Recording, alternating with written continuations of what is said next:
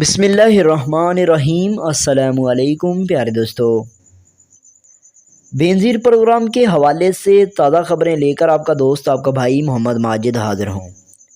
آج کی اس ویڈیو کے اندر آپ لوگوں کو ایک نیا طریقہ بتانے جا رہا ہوں جس کی مدد سے حکومت سب کو پیسے دے رہی ہے، اور انشاءاللہ اگر آپ بھی اس طریقے پر عمل کریں گے تو آپ لوگوں کو بھی پیسے مل جائیں گے۔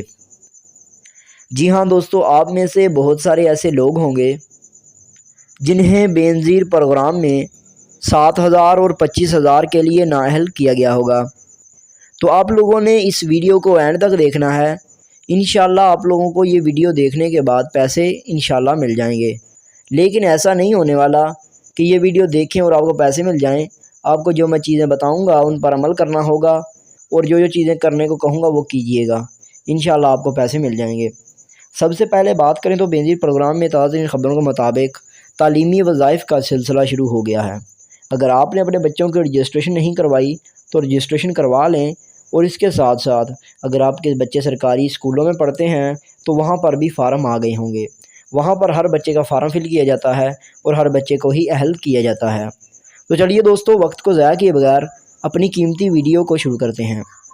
دوستو، بینظیر پروگرام کے اندر بہت سارے گھرانوں کو اس وجہ سے نااہل کیا گیا کیونکہ ان کے نام پر زمین تھی یا پھر ان کے خاوند کا پاسپورٹ بنا ہوا تھا۔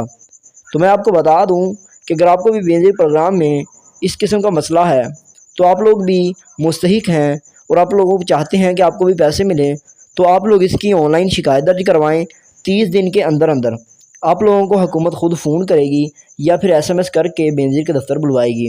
اگر نہیں تو آپ کو کال کر کے باقاعدہ سے بینظیر دفاتر کے اندر بلوایا جائے گا اور آپ کی بات سنی جائے گی۔ اگر آپ واقعی میں مستحق ہوں گے تو آپ لوگوں کو اہل لازمی طور پر کر دیا جائے گا۔ دوستو، بینظیر پروگرام میں شکایت درج کرنے کا طریقہ کار کیا ہے وہ بھی ذرا سن لیں۔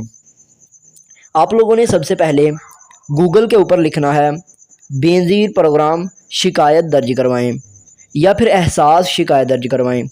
جو ہی لکھو گے تو پہلے ہی نمبر پر اس کی آفیشیل ویب سائٹ آ جائے گی۔